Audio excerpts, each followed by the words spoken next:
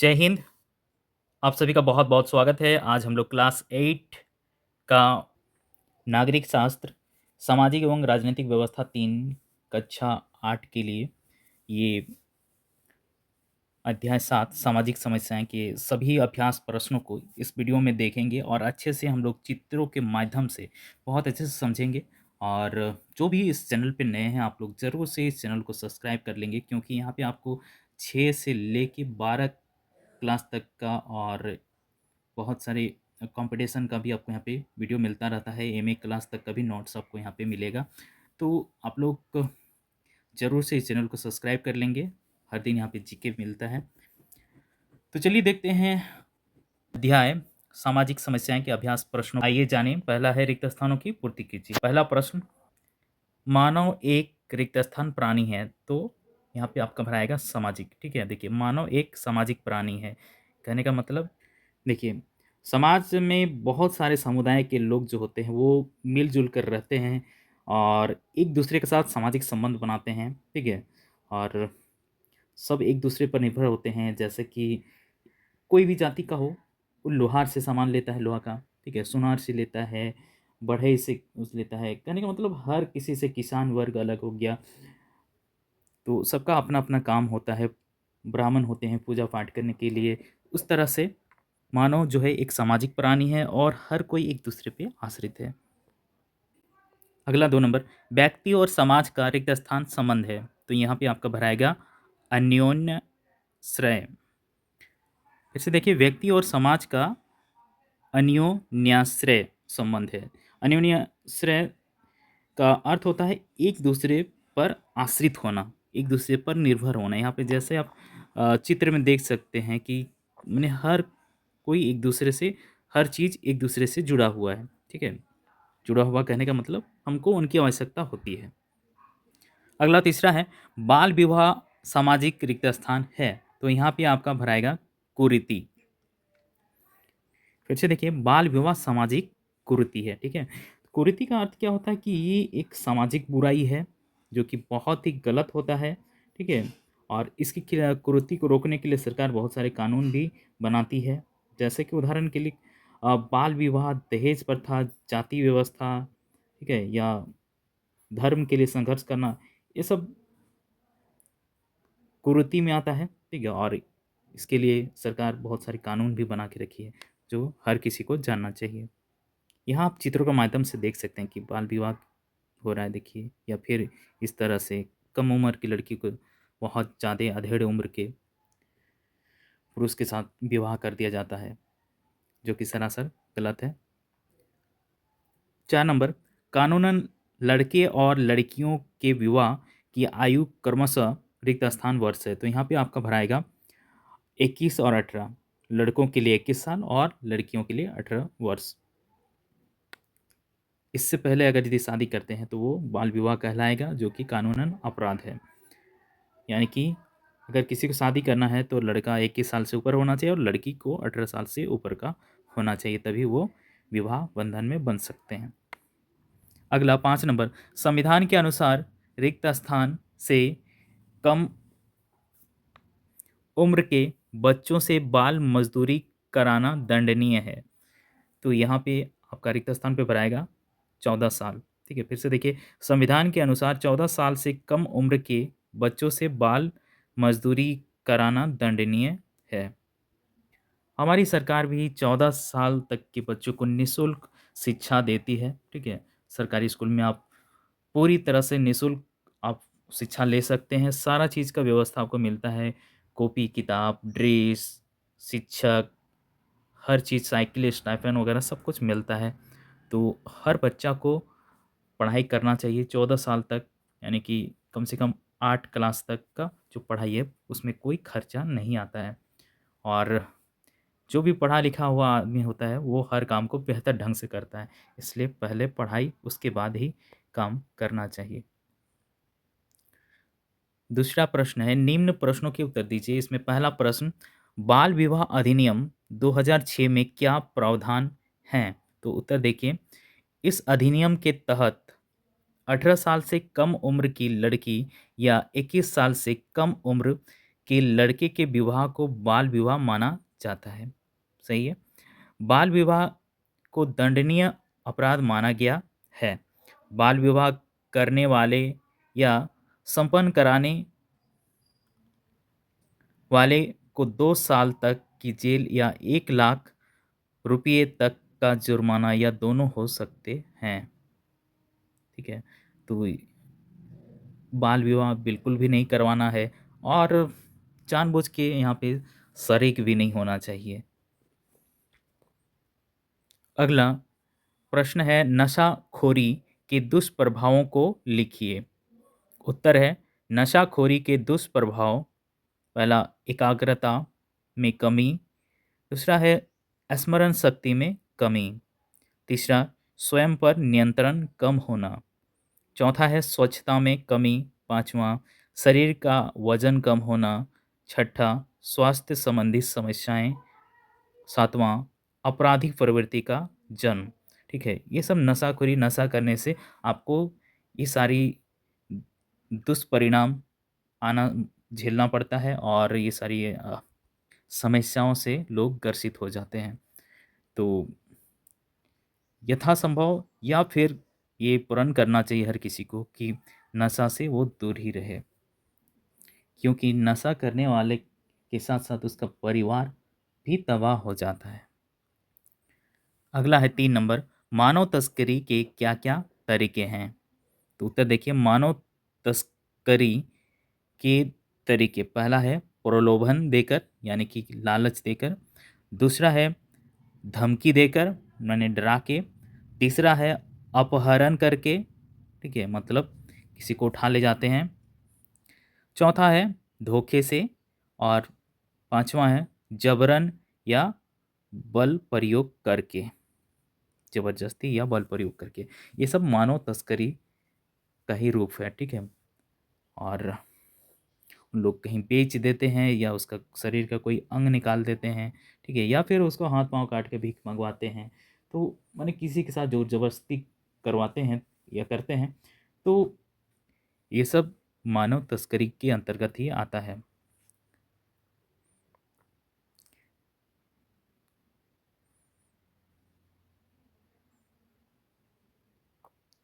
और जब भी इस तरह का अगर लगे आपको, तो इसकी सूचना पुलिस को ज़रूर देनी चाहिए।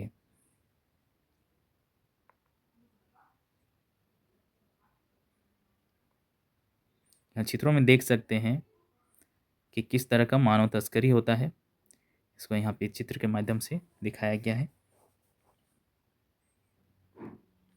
अगला प्रश्न है, बाल श्रम क्या है। तो उत्तर है, देखिए, बाल श्रम का मतलब है बच्चों को ऐसे कामों पर लगाना जो उनकी उम्र और विकास के लिए हानिकारक हो। बाल श्रम में शामिल काम बच्चों के शारीरिक, मानसिक, सामाजिक या नैतिक विकास के लिए खतरनाक या हानिकारक हो सकते हैं। बाल श्रम से जुड़ी कुछ और बातें, अगर बच्चे करेंगे काम तो कैसे होगा देश का नाम। कहने का मतलब है कि अगर बच्चे छोटा से ही काम करने लग जाएंगे तो उनका बौद्धिक मानसिक स्तर जो है बहुत कम होगा और आगे वो टेक्नोलॉजी को समझ नहीं पाएंगे। और बड़े हो जाने के बाद उनको अगर यदि अपग्रेड होने के लिए कहेंगे तो वो अपग्रेड नहीं हो सकते हैं। उसके लिए बचपन से ही तैयार होना पड़ता है। कोई भी एक जवान या जो अधेड़ उम्र के लोग हैं, उनको कहिएगा कि नया टेक्नोलॉजी को सीखिए तो उनको बहुत मुश्किल होता है नई चीज़ों को सीखना, क्योंकि उनका जेनरेशन अलग था। अब न्यू जेनरेशन के लोगों का जो दिमाग है वो अलग तरह से चलता है और शिक्षा के बगैर आप चीज़ों को जल्दी समझ नहीं पाएंगे। इसलिए पहले शिक्षित होना ज़रूरी है। आगे है, आइए चर्चा करें। इसमें 3 नंबर प्रश्न है, बाल विवाह को कानूनन अपराध माना गया है, क्या आप भी इसे एक अपराध मानते हैं। अपने उत्तर के पक्ष में कारण लिखिए। तो उत्तर है, देखिए, हाँ, हम इसे एक अपराध मानते हैं। अगर कोई व्यक्ति जिसकी उम्र 21 वर्ष से कम है और वह किसी 18 वर्ष से कम उम्र की लड़की से विवाह करता है तो इसे कानूनन अपराध माना जाएगा। ऐसी घटना होने पर ऐसे व्यक्ति के विरुद्ध पुलिस में प्राथमिकी दर्ज कराई जा सकती है। ठीक है। देखिए, बाल विवाह जो है ये अपराध है। बाल विवाह नहीं करवाना चाहिए, क्योंकि उनके शारीरिक और मानसिक स्तर पे इसका बहुत ही असर पड़ता है और आगे के जीवन पे भी बहुत ही कुप्रभाव पड़ता है। और इसके लिए सरकार कानून भी बना चुकी है कि कोई भी एक उम्र सीमा से पहले विवाह नहीं कर सकते हैं या नहीं करवा सकते हैं। यहाँ पे देखिए, जबरन शादी करवाया जा रहा है, तो ये सब गलत है। अगला 4 नंबर प्रश्न है, मानव तस्करी मानवता के विरुद्ध अपराध है, इस कथन की व्याख्या कीजिए। तो उत्तर है, मानव तस्करी मानवता के विरुद्ध किया गया एक अपराध है। यह विभिन्न उद्देश्यों के लिए किया जाने वाला मनुष्यों का व्यापार है, जिसमें मुख्य रूप से गुलामी, मानव अंगों का व्यवहार, देह व्यापार या बाल श्रम, मतलब कि नौकर भी बना के रख सकते हैं, और शरीर के अंदर का जो अंग है, जैसे आँख हो गया, किडनी हो गया, ये सबको निकाल के बेच देते हैं। ठीक है। और देह व्यापार और बाल श्रम, यानी कि बच्चों को भी कहीं नौकर वगैरह बना के रख लेते हैं, आदि गैर कानूनी गतिविधियां शामिल हैं। वास्तव में मानव तस्करी एक संगठित अपराध है, जिसमें विभिन्न जगहों पर इसमें कई लोग सक्रिय होते हैं। इस तरह के अपराध ज़्यादातर बच्चों और औरतों की खरीद बिक्री होती है। इसमें ज़्यादातर गरीब परिवार के बच्चों व औरतों को मानवता अपराधी मान अपना शिकार बनाते हैं। जो भी बुरे लोग होते हैं, वो बच्चे और ख़ास तौर से औरतों को अपना जाल में फंसा लेते हैं। अत्यंत गरीब व पिछड़े इलाके में बिपता चाचा जैसे दलाल सक्रिय रहते हैं और उनकी गरीबी का फ़ायदा उठाकर या प्रलोभन देकर मानव तस्करी में संलग्न रहते हैं। ठीक है। कहने का मतलब है कि हमारे आसपास भी कुछ ऐसे लोग भी होते हैं जो किसी की गरीबी का फ़ायदा उठा के उसको शहरों में नौकरी वगैरह दिलाने के नाम पे शहर में ले जाके बेच-उच देते हैं। ठीक है। और गरीबी में माँ-बाप उसके खिलाफ कुछ कर भी नहीं पाते हैं, कोई आवाज़ भी नहीं उठा पाते हैं।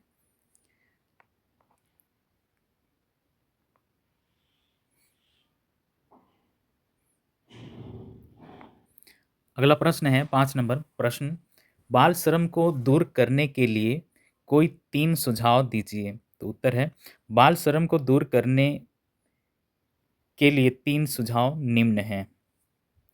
पहला, सर्वप्रथम, जब तक गरीबी रहेगी तब तक बाल श्रम हटाना संभव नहीं होगा, इसलिए गरीबी हटाने का प्रयास किया जाना चाहिए। दूसरा है, 14 साल से कम उम्र का कोई भी बच्चा किसी फैक्ट्री या खदान में काम करने के लिए नियुक्त नहीं किया जाए। ठीक है, 14 साल से नीचे का बच्चा को कहीं भी काम पे नहीं लगाना जाना चाहिए। अगर यदि उस तरह का बच्चा मिल जाता है करीब, तो उसको स्कूल में जाके एडमिशन करा देना है। बहुत सारे हॉस्टल वाले स्कूल सरकार ने खोल रखे हैं गरीबों के लिए, वहाँ पे उसका एडमिशन करवाया जा सकता है, जिसके माँ-बाप नहीं हैं तो। तीसरा है, बच्चों को स्वस्थ तरीके से स्वतंत्र व सम्मानजनक स्थिति में विकास अवसर और सुविधाएं दी जाएं। जब किसी बच्चे को शोषित होते हुए देखें, मतलब कोई उसको जबरन कुछ काम करवा रहा है या फिर उसके साथ अत्याचार कर रहा है, तो उसकी व्यक्तिगत मदद करें। मतलब हम सबको उसका मदद करना चाहिए। ठीक है। मदद किस तरह से कर सकते हैं, हम इसकी सूचना चाइल्ड केयर जो संस्थान है उनको दे सकते हैं। ठीक है। और अपनी तरफ से यथासंभव उसके लिए काम कर सकते हैं, और उन्हें या जो भी काम करवाने वाले लोग हैं उनको भी समझा सकते हैं कि बच्चों से काम नहीं करवाना चाहिए। जहाँ तक हो सके उनकी मदद कीजिए।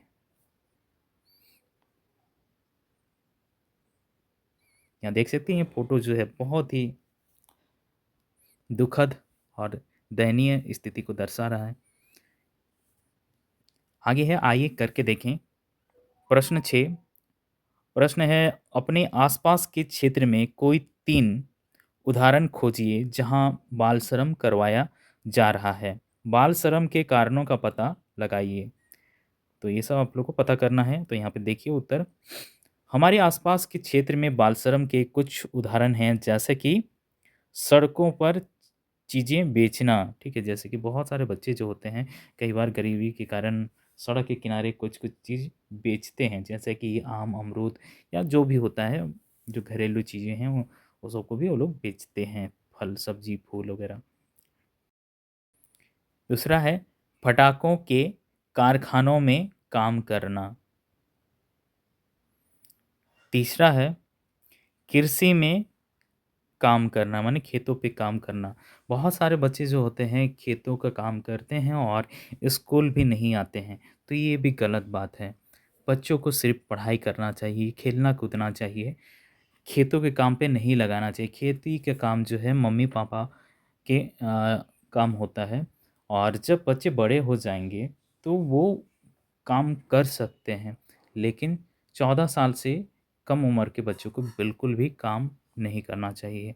बाल श्रम देखिए, थोड़ा बहुत घर का हल्का-फुल्का कोई झाड़ू-पोछा कर देते हैं, थोड़ा-सा आधा 1 बाल्टी पानी ले आए, तो वो बाल श्रम नहीं कहलाता है, घर का हल्का-फुल्का काम करना। लेकिन उसको रेगुलर करते रहते हैं हमेशा, तो वो बाल श्रम है।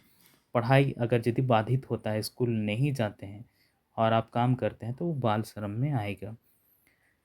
तो हर बच्चे को स्कूल ज़रूर जाना चाहिए। बाल श्रम के कुछ और उदाहरण हैं, जैसे कि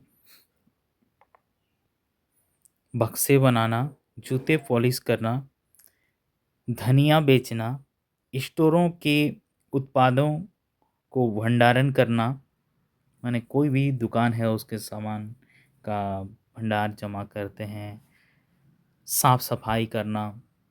बाल श्रम के कई कारण हो सकते हैं, जैसे निर्धनता जो गरीबी है, शिक्षा तक पहुँच ना होना, अनौपचारिक अर्थव्यवस्था का विकास और जागरूकता का अभाव, जो कि अक्सर देखने को मिलता है गांव देहात में, कि लोगों में जागरूकता नहीं, बोलते हैं कि पढ़ के कौन सा नौकरी करना है, ठीक है? तो ये गलत बात है। पढ़ के नौकरी ही नहीं, आपको ज्ञान मिलता है तो आप हर काम को अच्छे से करते हैं। आप एक अच्छे किसान बन सकते हैं, एक अच्छे बढ़ई, एक अच्छे राजमिस्त्री, हलवाई, माने हर काम को आप अच्छे से कर सकते हैं, इसलिए पढ़ना बहुत ज़रूरी है। बाल श्रम से बच्चों, समाज और देश पर कई तरह के नुकसान होते हैं, जैसे कि स्वास्थ्य संबंधी जोखिम, शिक्षा से वंचित होना और मानव अधिकारों का उल्लंघन। बाल श्रम की समस्या से निपटने के लिए कानूनों को कड़ाई से लागू करना, निःशुल्क और अच्छी शिक्षा सुनिश्चित करना और निर्धनता उन्मूलन कार्यक्रम चलाना जैसे उपाय किए जा सकते हैं। 7 नंबर प्रश्न है, नशाखोरी के दुष्प्रभावों एवं उससे बचाव के तरीकों को पोस्टर के माध्यम से अपने वर्ग कक्ष में प्रदर्शित कीजिए। ठीक है, देखिए ये प्रोजेक्ट वर्क है। तो यहाँ पे आप इस तरह से पोस्टर बना के अपनी क्लास में चिपका सकते हैं। इससे भी अच्छा-अच्छा सुंदर पोस्टर बना सकते हैं। नशाखोरी, नशा का दुष्प्रभाव को आप दिखा के पोस्टर बना सकते हैं इस तरह से। ठीक है, इससे भी सुंदर-सुंदर पोस्टर बनाइए और आप लोग उसको अपने क्लास में चिपका सकते हैं। युवा वर्ग को नशे से दूर रखने के लिए प्रयास ज़रूरी है। इसके लिए जागरूकता बढ़ाने, सकारात्मक मार्गदर्शन प्रदान करने और सही शिक्षा प्रदान करने पर ध्यान दिया जाए। यही हम सब का प्रयास होना चाहिए। तो इस पाठ में इतना ही है। फिर से बोलते हैं, आप लोग जो भी इस चैनल पे नए हैं, ज़रूर से चैनल को सब्सक्राइब कर लेंगे, और जो भी कर लिए हैं, उनको बहुत-बहुत धन्यवाद। तो मिलते हैं अगले वीडियो में, तब तक के लिए टेक केयर, बाय, जय हिंद, जय भारत।